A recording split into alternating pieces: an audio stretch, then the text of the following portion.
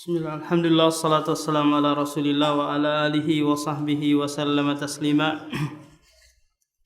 Qala al-imam al-Bukhari rahimahumullah, haddatsana Abdullah bin Maslama qala akhbarana Malik bin Anas an Yahya bin Sa'id al-Qahtani an Muhammad ibn Ibrahim an Alqamah ibn Waqqas an Umar bin Khattab anna Rasulullah sallallahu alaihi wasallam qala al-a'malu binniyat wa likulli imri'in ma nawa faman kanat hijratuhu ila Allah wa rasulihi fa hijratuhu ila Allah wa rasulihi wa man kanat hijratuhu lidunya yusibuha aw imra'atin yatazawwajuha fa hijratuhu ila ma hajara ilaihi. Dari Umar bin Khattab radhiyallahu ta'ala bahwasanya dia mendengar Rasulullah bersabda, amalan itu tergantung niatnya, diterima dan ditolak itu tergantung niatnya, dan setiap orang akan memperoleh apa yang dia niatkan. Kemudian setelah itu Rasulullah memberikan contoh, mendatangkan contoh, faman kanat hijratuhu ilallahi wa rasulih, barang siapa yang hijrahnya karena Allah dan Rasulnya, maka hijrahnya itu menuju Allah dan Rasulnya. Contoh yang kedua, dan barang siapa yang hijrahnya karena dunia yang ingin dia raih atau perempuan yang dia ingin nikahi, maka hijrahnya menuju apa yang dia inginkan. Dalam hadis yang mulia ini Rasulullah sallallahu alaihi wasallam memberikan kaidah yang umum kepada kita, kaidah yang besar, yaitu apa? Al-a'malu binniyat. Ini kaidah yang sangat penting. Kenapa? Karena ukuran amalan itu diterima dan ditolak tergantung apa? Tergantung niatnya. Innallaha la yanzuru ila aswarikum walakin yanduru ila qulubikum. Dan tetapi Allah itu melihat kepada hati kalian. Nah, dari niat yang benar itu akan berbuah diterimanya amalan yang kita lakukan. Dari sini para ulama juga membuat kaidah yang disebutkan, yaitu al-wasailu laha ahkamul maqasid, yaitu wasilah itu tergantung maksudnya. Wasilah tersebut memiliki hukum tergantung maksudnya.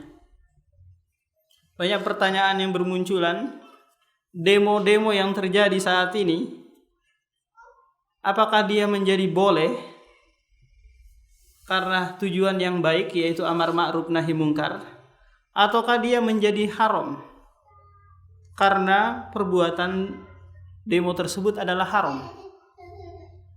Jadi kaidah al-wasailu laha ahkamul maqasid ini perlu dipahami dengan sebenar-benarnya, tidak serampangan dalam menerapkannya.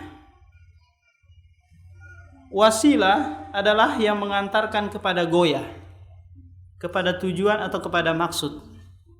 Nah, wasilah ini haruslah dari perkara yang disyariatkan, haruslah dari perkara yang mubah, haruslah dari perkara yang mustahab, tidak boleh dari perkara yang haram, meskipun itu tujuannya baik.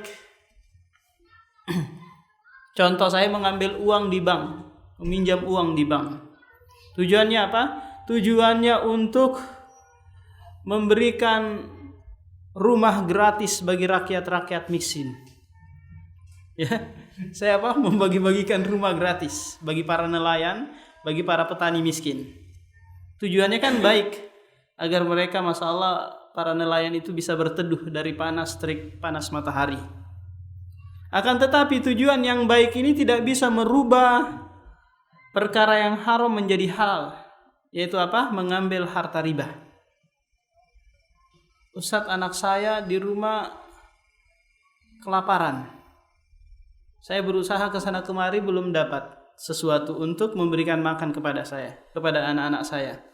Apakah saya boleh mencuri untuk apa? Untuk memberikan makan anak saya. Kira-kira bagaimana ini? Boleh, Pak Saparudin? Boleh dia mencuri tetangganya, ngambilin uang makanan gitu untuk kasih makan? Oh iya. Cari jalan yang mubah dulu, perkara yang boleh dulu. Kalau sekiranya tidak ada lagi, maka masuk dalam kategori apa? Mudorroh, memudaratkan. La harama ma'ad darurah. Tidak ada keharaman jika bersama dengan kemudaratan. Jadi kita ketahui bahwasanya asal mula demonstrasi ini itu terjadi ketika di zaman Utsman bin Affan, yang mana orang-orang Khawarij mendemo, mengkudeta Utsman bin Affan berhari-hari, berbulan-bulan, hingga Utsman dibunuh oleh orang-orang Khawarij ketika dia sedang membaca Al-Quran, ketika dia sedang berpuasa. Dan itu sudah diisyarahkan oleh Rasulullah, dikepung berhari-hari. Kenapa? Karena Utsman bin Affan dituduh nepotisme, yaitu hanya mementingkan keluarga dan kerabatnya saja. Nah, dari sinilah awal mula apa? Demonstrasi. Sebenarnya di dalam syariat kita sudah diatur bagaimana sikap kita terhadap pemimpin. Tak kala pemimpin itu melakukan kecurangan, melakukan kezaliman, bahkan kalau pemimpin itu sampai mengambil harta dan memukul punggung kita, maka syariat yang datang adalah as-sabru, yaitu bersabar.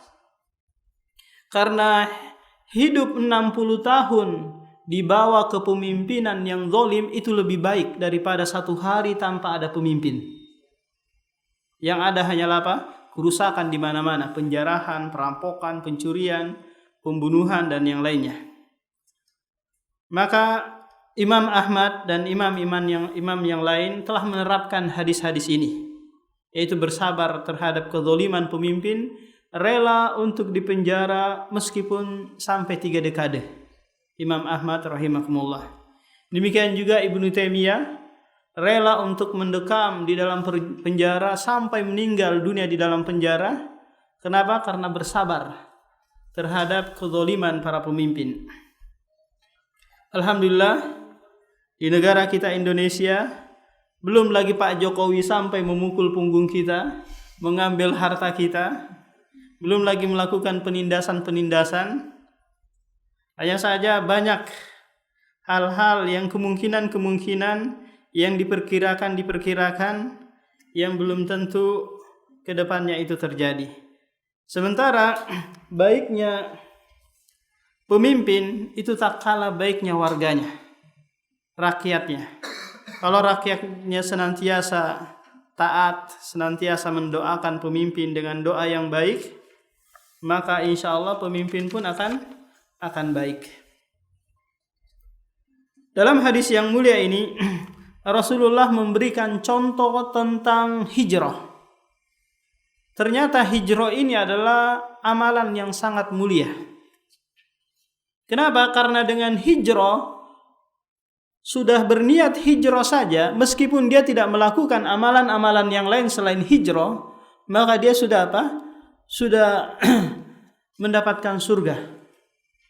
Kita ketahui bahwa ada kisah di Bani Israel, ada seorang yang membunuh 99 orang. Kemudian dia datang kepada seseorang bertanya, apakah ada tobat, pintu tobat bagiku, karena saya sudah membunuh 99 orang. Kemudian kata orang itu, tidak ada tobat bagimu. Akhirnya apa? Dia membunuh lagi orang itu, dia genapkan 100. Kemudian dia pergi lagi mencari orang, dan alhamdulillah ketemu orang alim. Kemudian dia bertanya, apakah aku masih ada tobat? Naam, kamu masih ada tobat, tapi dengan syarat kamu pindah dari kampung yang kamu ada sekarang saat ini. Akhirnya dia bertobat. Kemudian dia melakukan hijrah, berpindah dari tempatnya yang semula kepada tempat yang lain. Karena tempat ini bisa mempengaruhi, bisa membuat seseorang itu kembali ke masa lalunya. Bisa apa? Bisa futur lagi kembali. Akhirnya apa? Dia hijrah, berpindah. Di tengah jalan qadarullah dia meninggal dunia. Dia belum sempat melakukan amalan-amalan ini. Kecuali apa? Kecuali hanya hijrah. Akhirnya dia di tengah jalan meninggal dunia. Kemudian Allah mengutus malaikat Ghadab dengan malaikat rahmah. Bertengkar ini malaikat.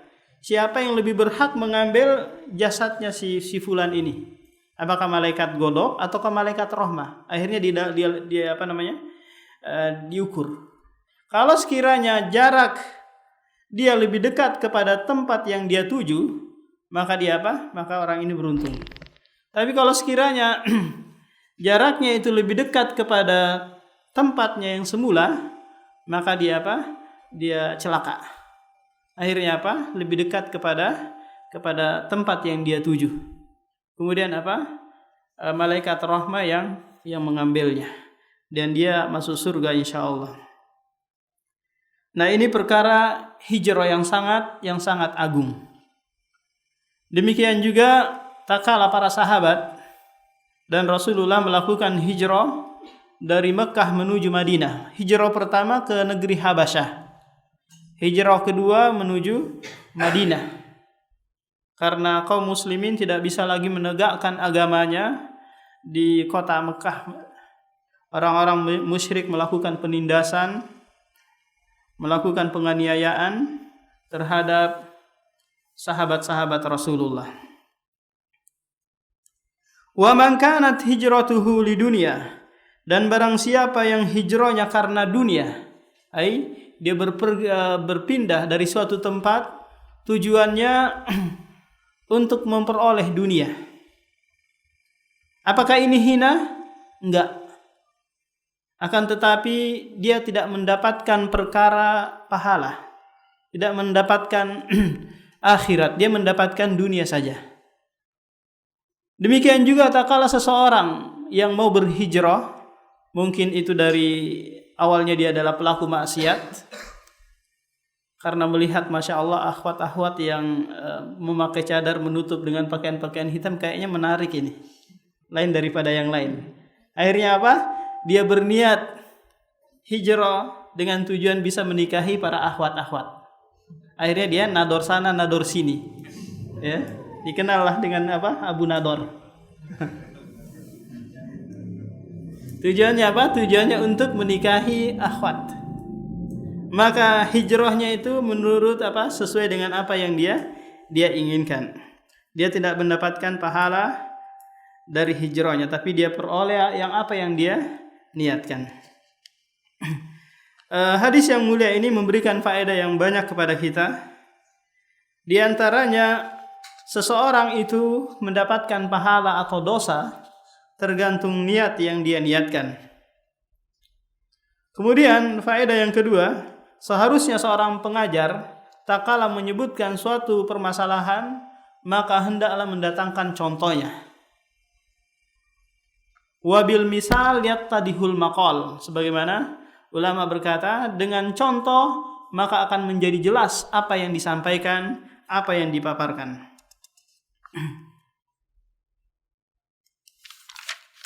Nah, qala al-Imam al-Bukhari haddatsana Hajjaj bin Minhali qala haddatsana Syu'bah bin al-Hajjaj Abu Bistam qala akhbarani Adi ibn Sabitin qala sami'tu Abdullah bin Yazid an Abi Abdullah bin Mas'ud anin Nabi qala idza anfaqa ar-rajulu ala ahlihi yahtasibu fahuwa lahu shadaqah. Kata Rasulullah sallallahu alaihi wasallam, apabila seorang suami berinfak kepada keluarganya, yahtasibuha, dan dia mengharap pahala dari infaknya tersebut, maka baginya pahala, maka baginya terhitung sedekah. Maka ini pelajaran dari kita sebagai seorang kepala rumah tangga. Tak kala kita memberikan sesuatu kepada istri dan anak-anak kita, maka hendaknya meniatkan itu dalam rangka mencari pahala, bukan hanya sekedar rutinitas. Habis gajian, ini jatahmu, ini untuk anak-anak, tanpa sedikit pun mengharapkan pahala. Sementara seorang suami kalau memberikan sesuatu, itu kan menjadi kewajiban baginya ya, memberikan nafkah kepada istrinya. Kapan dia mendapatkan pahala? Tak kala dia ihtisab, yaitu mengharap. Sering ditanyakan bahwasanya apakah boleh seseorang itu melakukan ibadah dengan mengharap pahala?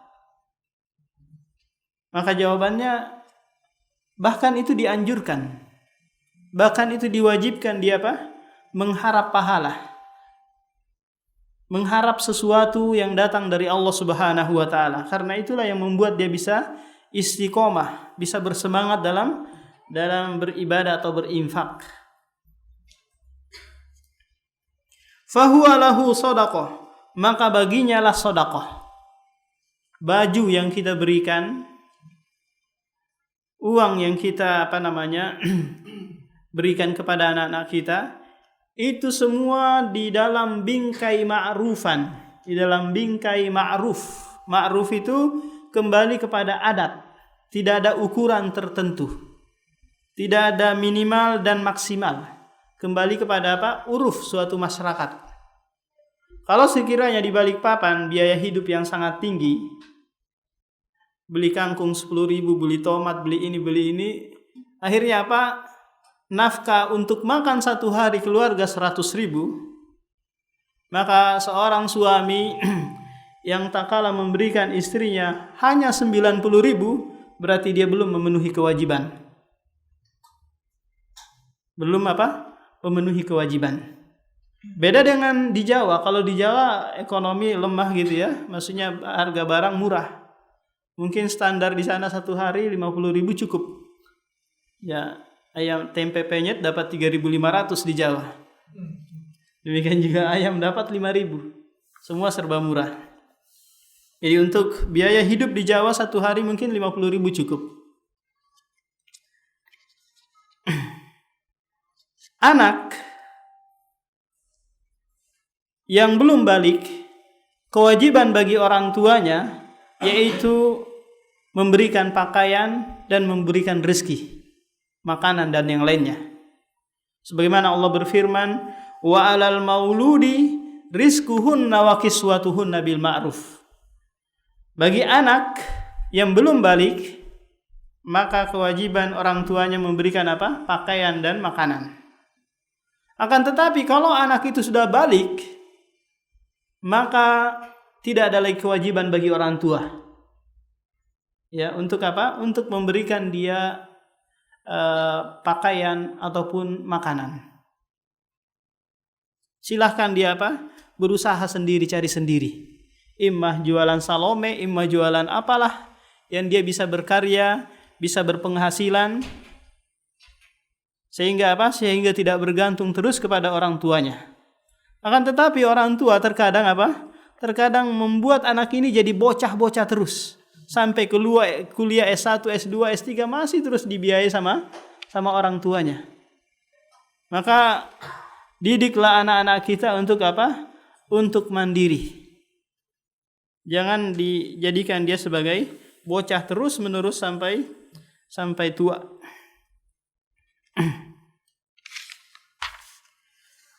Haddatsana al-Hakamu ibnu Nafi'in qala akhbarana Syu'aibun ani Zuhri Muhammad bin Muslim ibnu Syihab qala haddatsani Amir bin Sa'din an Sa'di bin Abi Waqqas annahu akhbara anna Rasulullah qala innaka lan tunfiqu nafaqatan tabtagi biha wajhallah illa ujirta 'alaiha hatta ma taj'alu fi imra'atik. Hadis ini masih ada kaitannya dengan sebelumnya, yaitu tentang nafkah kepada keluarga. Kapan berbuah pahala bagi sang suami? Takala dia ihtisab, yaitu mengharap wajah Allah Subhanahu wa taala.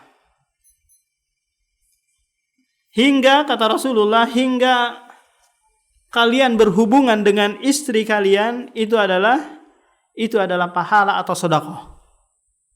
Dalam riwayat yang ditanyakan, gimana mungkin wahai Rasulullah ini adalah pahala, ini adalah sedekah. Kemudian Rasulullah balik bertanya, bagaimana kalau sekiranya kamu meletakkan hal itu kepada hal yang haram, kamu berzina bukan pada tempatnya, apakah kamu dapat dosa? Iya, dapat dosa. Nah, demikian juga kalau engkau meletakkan kepada tempat yang halal, maka pasti engkau akan mendapatkan pahala.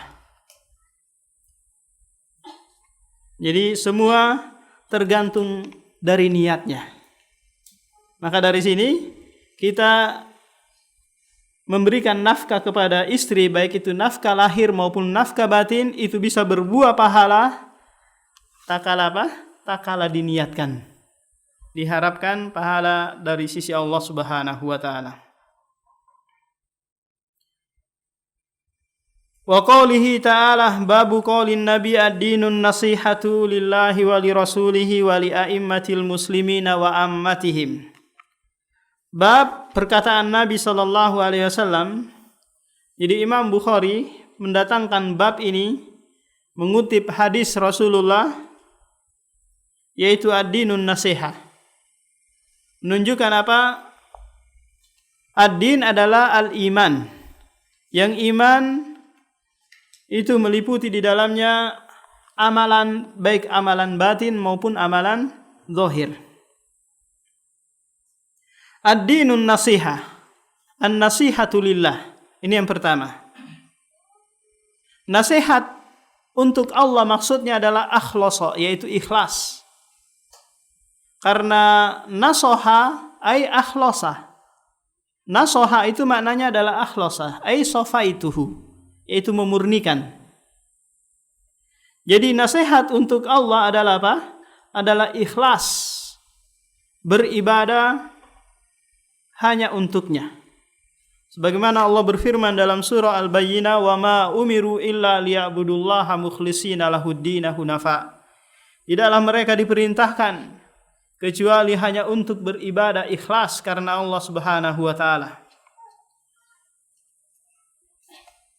Ikhlas menjadikan sesuatu itu tidak ada yang mencampurinya.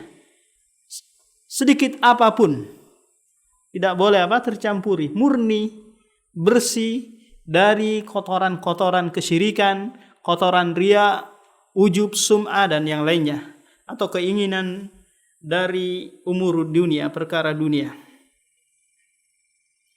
Wali rasulihi, nasihat untuk rasulnya adalah ittiba'uhu, yaitu mengikutinya.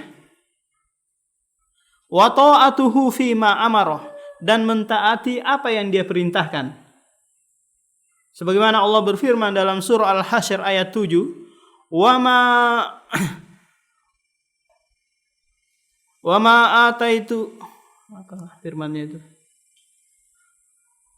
Wa ma nahaitukum anhu fantahu. Wa ma ataakumur rasulu fakhudhu wa ma nahaitukum anhu apa bunyinya ayat itu? Wa ma ataakumur rasulu fakhudhuhu. Apa saja yang diperintahkan oleh Rasulullah maka kerjakanlah. Ini adalah ayat yang memerintahkan kita untuk mengikuti apa yang diperintahkan oleh Rasulullah. Yang pertama tadi apa? Mengikutinya, mentaatinya. Wa tasdiquhu fi ma akhbara, dan membenarkan apa yang dikabarkannya dari perkara-perkara gaib. Terkadang Rasulullah menceritakan tentang perkara yang gaib, baik itu yang belum terjadi, baik itu tentang perkara akhirat, perkara Allah Subhanahu wa taala yang la majala lil aqli fiha, yang tidak ada tempat bagi akal di dalamnya, maka kita membenarkannya. Wa ma yantiqu anil hawa, dalam surah An-Najm ayat 2. Dia Muhammad tidak berbicara dengan hawa nafsunya, kecuali wahyu yang diwahyukan kepadanya. Ini yang ketiga. Yang keempat adalah wa an la yu'badallahu illa bima syara'ah, dan tidaklah Allah diibadahi kecuali apa yang Dia syariatkan. Itu apa yang disyariatkan atau dicontohkan oleh Rasulullah. Kita tidak boleh sedikit pun berpaling dari contoh-contoh peribadatan Rasulullah sallallahu alaihi wasallam. Meskipun itu kita menganggapnya baik. Kenapa? Karena Rasulullah adalah suri toladan yang baik. Laqad kana lakum fi Rasulillahi uswatun hasanah. Dalam hadis Aisyah, man ahdasa fi amrina hadza ma laysa minhu fahuwa raddun. Man amila amalan laysa alaihi amruna fahuwa raddun. Barang siapa yang membuat-buat perkara baru dalam agama kami yang tidak disyariatkan, maka dia pasti tertolak. Tidak diterima. Salat kita, zakat kita, puasa kita, semua ada tuntunannya dari Rasulullah sallallahu alaihi wasallam. Kemudian nasihat yang ketiga, wali a'immatil muslimin, yaitu nasihat kepada pemimpin-pemimpin kaum muslimin, baik itu umaroknya ataukah ulamanya. Maka seorang mukmin menasihati pemimpin dengan cara yang baik. Agar apa? Agar dia tegak di atas al-haq, di atas syariat Islam. Ya, di atas apa? Di atas syariat Islam. Membantu, menolong para pemimpin kita untuk mereka tegak di atas syariat Islam. Tidak mencelahnya, tidak menceritakan keburukannya, tidak membeberkan aibnya, baik di depan orang banyak ataupun di atas mimbar. Tugas kita hanyalah menasehati. Kalau mau didengar, alhamdulillah. Kalau enggak, jangan dipaksakan untuk dia mengikuti apa yang kita sampaikan atau apa yang kita nasihati. Baik itu mengirimkan pesan WA atau apalah gitu, mengirimkan surat. Kalau bisa bertemu langsung, memberikan nasihat. Kalau diterima, alhamdulillah. Jadi kewajiban kita hanyalah menasehati pemimpin, bukan memaksakan dia harus mengikuti kita. Harus mengikuti apa yang saya sarankan, apa yang saya idekan, apa yang saya usulkan, bukan itu. Kemudian wa amatihim, nasihat bagi kaum muslimin, yaitu adalah senantiasa mengingatkan kepada mereka tentang kebaikan, melarang dari mereka hal-hal yang bisa menjerumuskan ke dalam kemaksiatan atau ke dalam neraka jahanam. Ini adalah nasihat-nasihat kepada lillah, li rasulihi wa li a'immatil muslimina wa ammatihim. Wa qaulillahi ta'ala idza nasu lillahi wa rasulihi, apabila mereka memberikan nasihat kepada Allah dan Rasulnya. Sudah kita jelaskan tadi apa makna nasihat kepada Allah dan Rasulnya. Qala haddatsana Musaddadun qala haddatsana Yahya an Ismail qala haddatsana Qais bin Abi Hazim an Jarir ibni Abdullah qala bayatu Rasulullah ala iqamatis salati wa ita'iz zakati wa nusi likulli muslimin.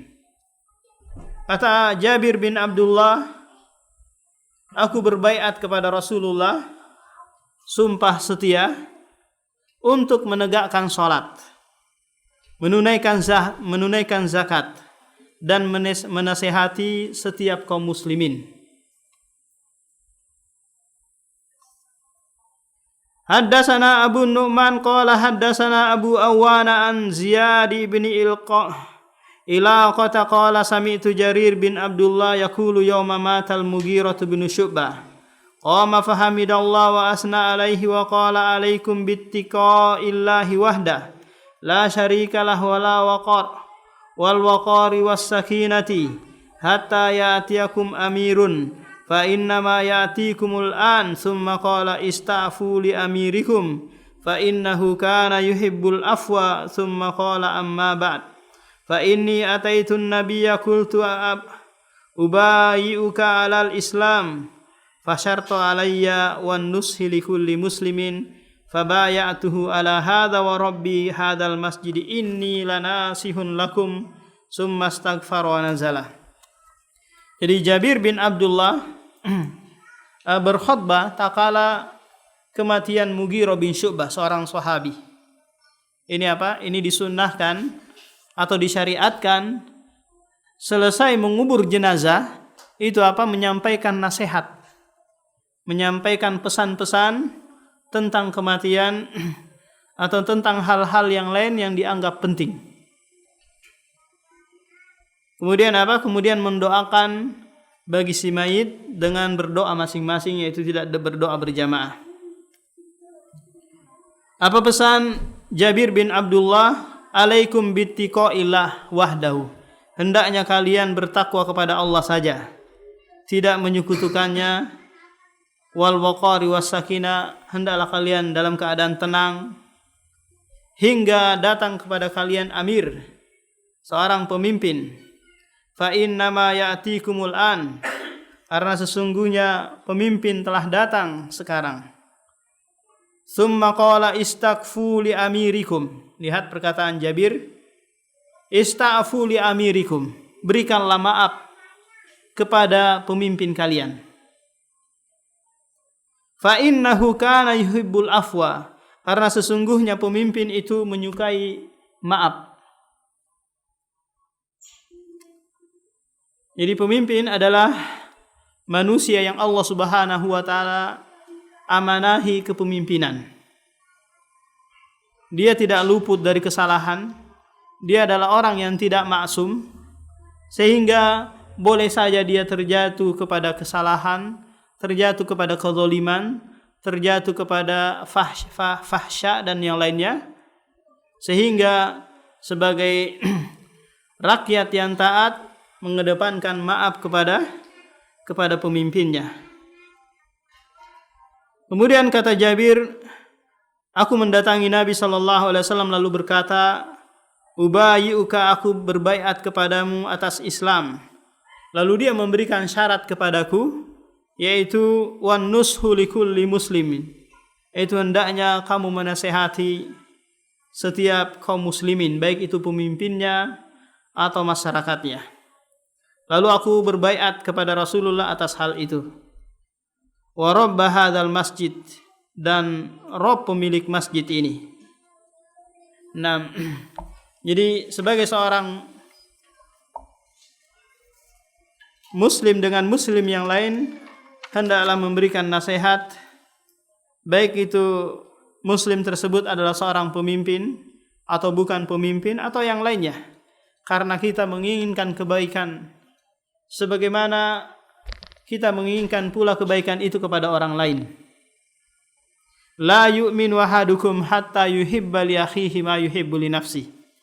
Kalian tidak sempurna keimanannya hingga kalian mencintai apa yang dicintai oleh saudaranya, membenci apa yang dibenci oleh saudaranya. Nah, demikian. Dan ini akhir dari pembahasan Kitabul Iman. InsyaAllah minggu depan kita masuk dalam pembahasan Kitabul Ilmi. Naam, naktafi bihadzal qadar. Subhanakallahumma wa bihamdika, asyhadu an la ilaha illa anta, astaghfiruka wa atubu ilaik.